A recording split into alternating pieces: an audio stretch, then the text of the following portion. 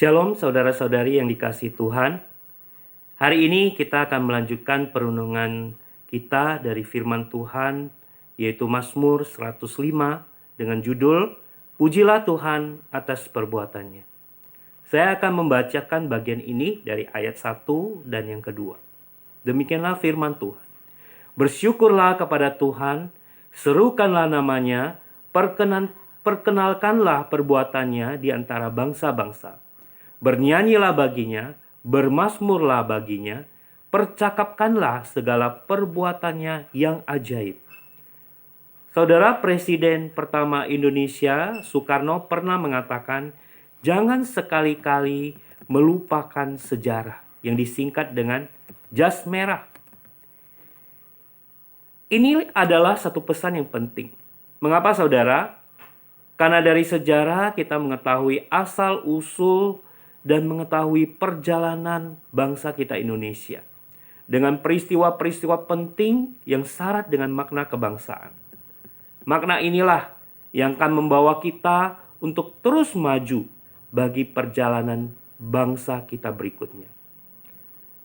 Saudara, demikianlah pemazmur di dalam Mazmur 105 ini mengingatkan umat Tuhan, bangsa Israel, yang dimulai dari satu orang yang bernama Abraham, yang dipanggil Tuhan untuk menerima janji Tuhan. Kemudian dari keturunannya Ishak dan Yakub, dan kemudian seterusnya menjadi satu bangsa yang besar di bawah pimpinan Musa. Bangsa Israel mengalami perbuatan-perbuatan yang besar dari Tuhan yang menyertai mereka. 10 tulah yang dijatuhkan Tuhan pada bangsa Mesir membawa Israel terbebas dari perbudakan di Mesir, dan mereka menjadi bangsa yang merdeka. Dan setelah itu mereka masuk kepada gurun. Mereka dipimpin Tuhan dengan tiang awan dan tiang api,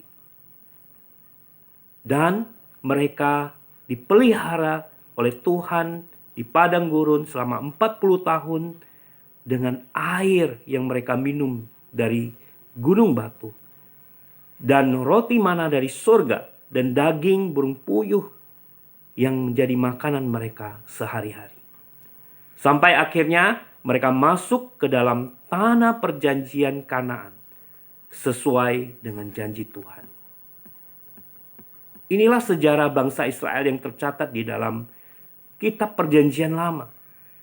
Karena itulah pemazmur mengajak bangsa Israel untuk mencari Tuhan, untuk bersyukur kepada Dia dan memuji nama Tuhan yang kudus, serta berpegang kepada janji firman Tuhan. Dan tentu saja perbuatan Tuhan di dalam menggenapi janji firman-Nya yang penuh sukacita ini adalah kabar baik yang harus terus dikabarkan bagi segala bangsa. Dan dalam perjanjian baru kita mengetahui bahwa keselamatan datang dari bangsa Yahudi atau Israel yang digenapi di dalam pribadi Yesus Kristus, Anak Allah yang tunggal, Juru Selamat kita, melalui karya dan perbuatannya di kayu salib dan kebangkitannya dari antara orang mati, memberikan hidup yang kekal. Inilah Injil keselamatan, kabar baik yang telah dikabarkan di dalam sejarah kepada segala suku, bangsa, dan bahasa. Mari saudara, sebagai umat Tuhan, sebagai gereja Tuhan, kita tidak melupakan pekerjaan atau perbuatan Tuhan di dalam sejarah. Baik itu sejarah hidup kita secara pribadi, di mana Tuhan memimpin kehidupan kita, untuk akhirnya kita boleh percaya kepada Tuhan Yesus dan kita beroleh keselamatan.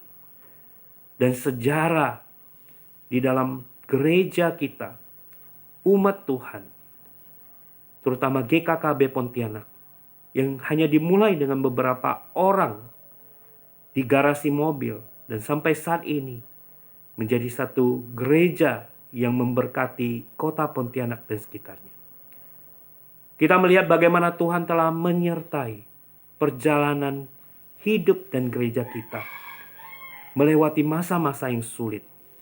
Mari kita tetap berpegang kepada janji firman Tuhan, bahwa Tuhan yang sama dengan perbuatannya yang besar juga akan memimpin kita melewati masa pandemi COVID-19 ini, yang memang membawa banyak kesulitan di dalam kehidupan kita sebagai umat Tuhan atau gereja Tuhan, tidak terkecuali. Dan biarlah kita terus mengingat akan tugas panggilan kita, yaitu amanat agung Tuhan untuk memberitakan Injil bagi banyak orang. Karena justru di tengah pandemi COVID-19 ini, kebutuhan akan kabar baik ini menjadi begitu sangat penting. Pujilah nama Tuhan, bersyukurlah kepada Dia, dan masyurkanlah perbuatannya bagi segala bangsa. Amin. Tuhan memberkati kita. Penuhi hatiku sekarang dengan urapan yang baru, agar aku lebih